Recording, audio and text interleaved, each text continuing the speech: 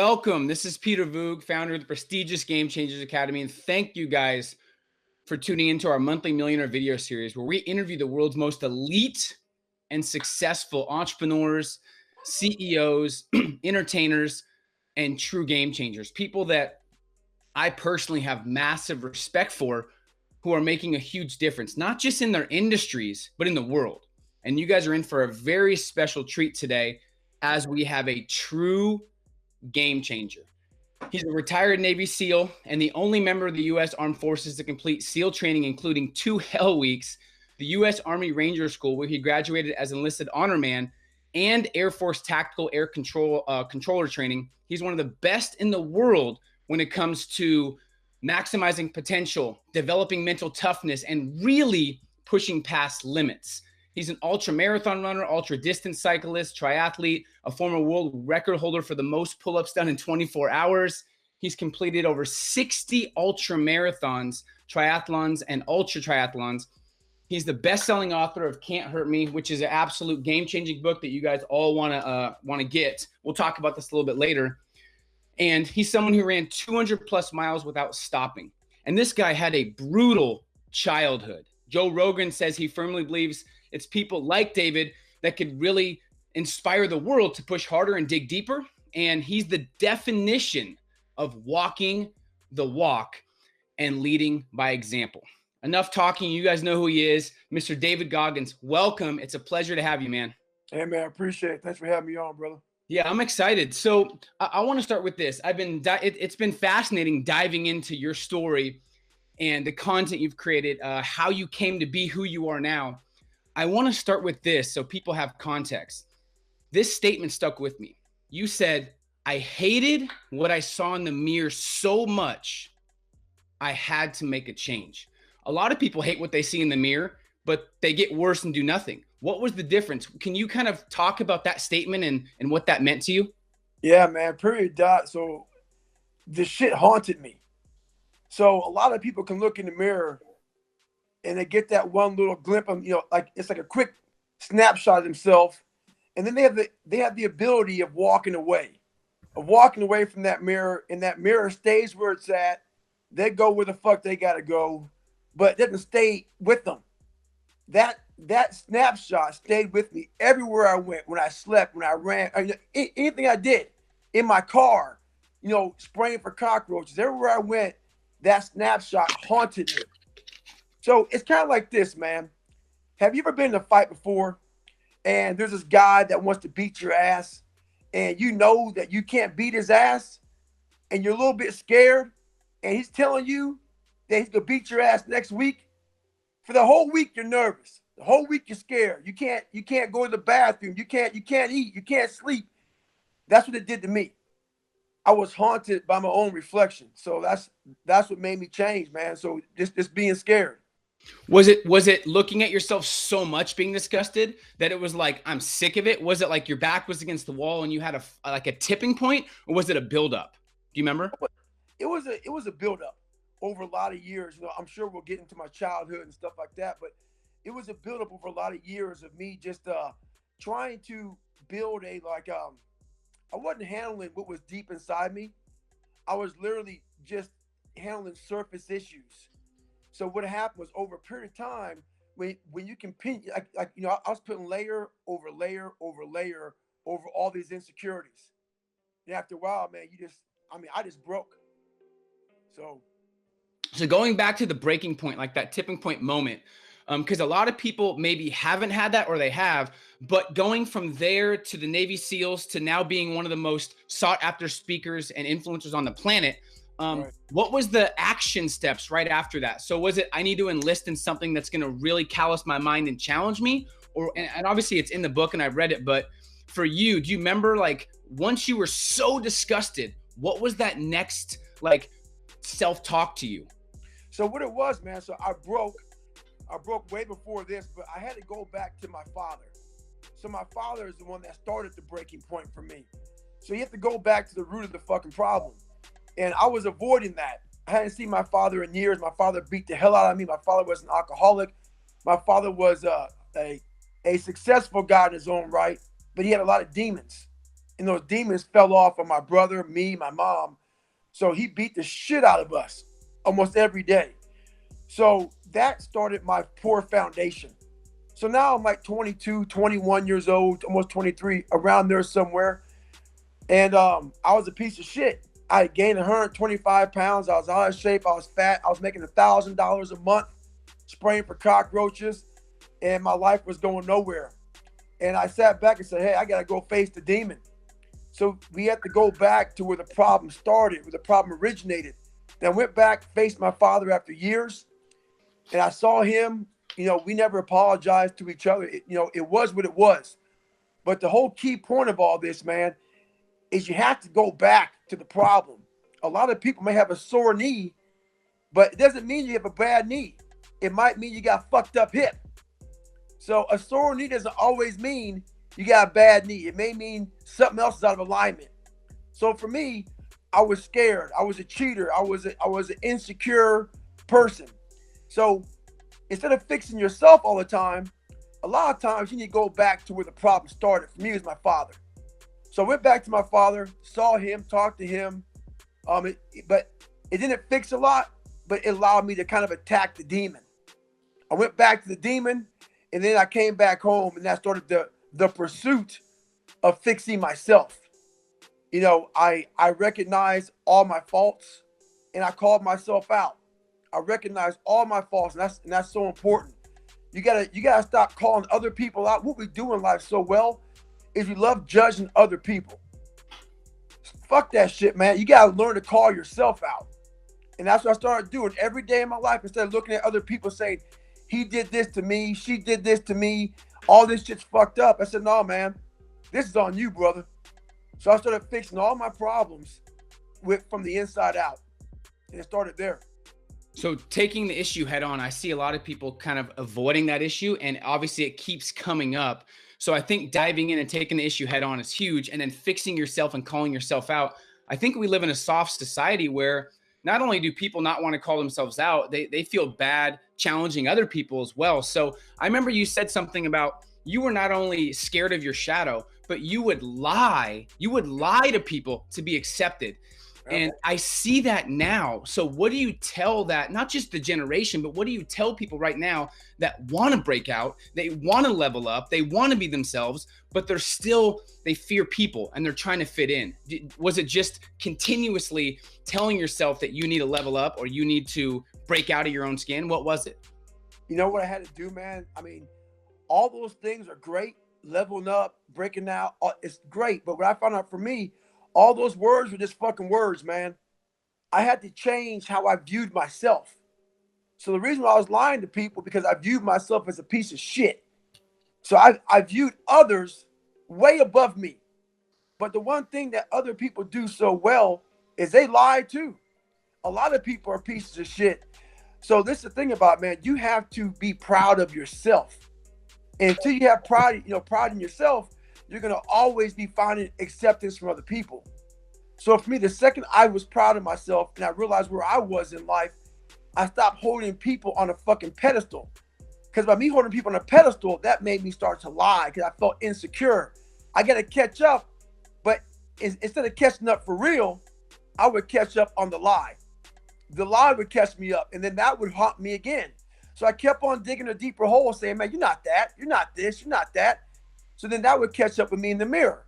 So it kept on snowballing into the fact, to the point where I said, fuck it, man. I got to change everything. I love that. So this reminds me of the story too, the self-talk.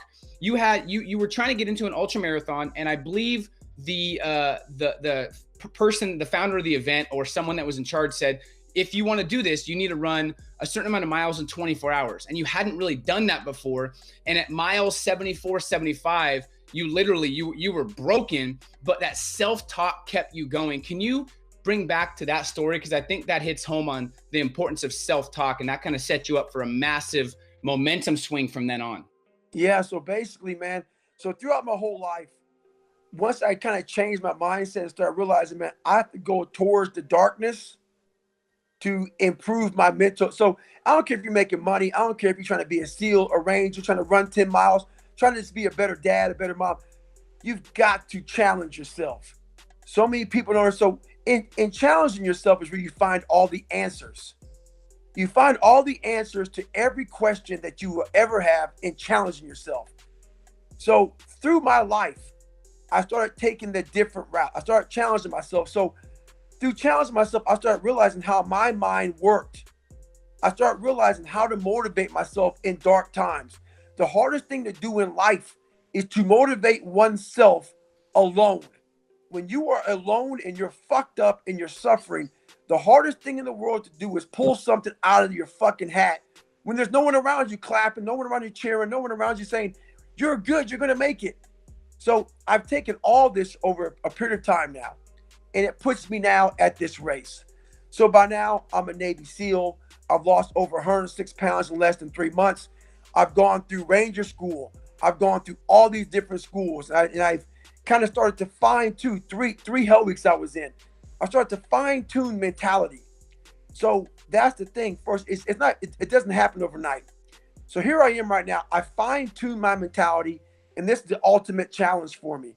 So I call this race director up, and I'm like trying to get into this race called the Badwater 135.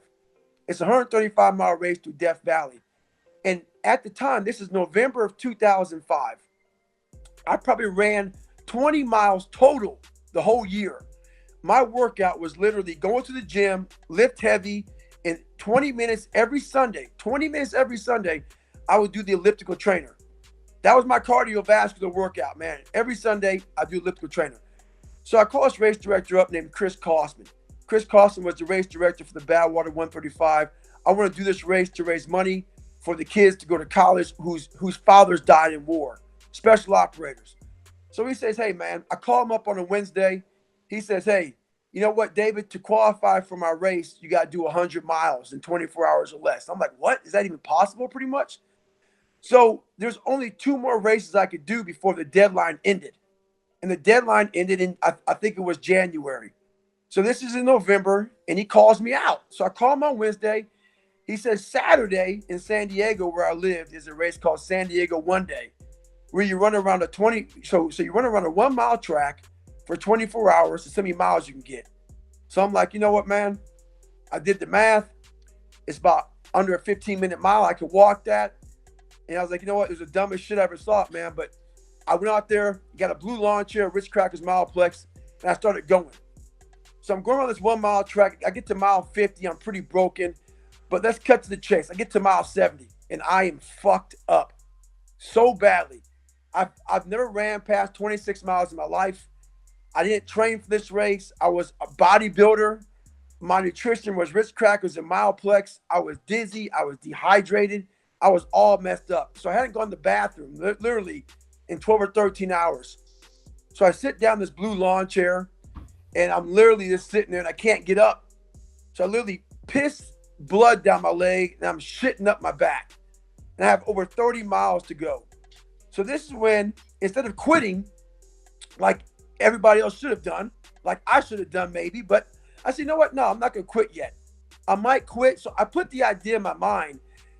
And so if I said I'm not going to quit yet, so this is where the self-talk comes into play. Self-talk is very important, but you have to give your mind a comfort zone. A comfort zone meaning that you might quit. So you put that little fragment in your mind to let your mind kind of relax. Because when you're telling your mind, you know what, I'm not going to quit, it starts to panic. Oh my God, we got 30 miles to go. I'm in the worst shape of my fucking life. You just take it step by step. Don't just shut it off. And that refers back to my 1-second decision. In the 1 second, the 1-second decision, we live a whole bunch of 1 seconds. In that 1 second, when I was shitting up my back and I was peeing blood down my leg, I was spazzing out. In that 1 second, when you spaz out, your adrenaline flows. Your adrenaline says, get the fuck out of here, man. You're not ready for this shit. Leave. Go. It's like that fight or flight mode where all you want to do, like in SEAL training, when it's cold and you're miserable, your mind says, get out of here. And you flee the scene. Versus fighting, you flee the scene. So I created a little space, a little gap. And that gap in that 1 second is relax your mind. When I was pissing blood and I was shitting, I was like, okay, relax your mind, man. This is a bad situation. You're fucked up. But just relax. So I relaxed my mind. So instead of quitting, I said, you know what, man? Let's just sit here for a while, relax. your blood pressure's messed up. Let's get some food. Let's hydrate. Let's clean yourself up. Let's kind of doctor yourself back up. You might quit. That's still in the back of your mind. But let's just keep on doctoring yourself up. So the whole thing about this is calming down. You got to calm yourself down. So I'm calmed down. I'm relaxing. But now I'm like, you know what?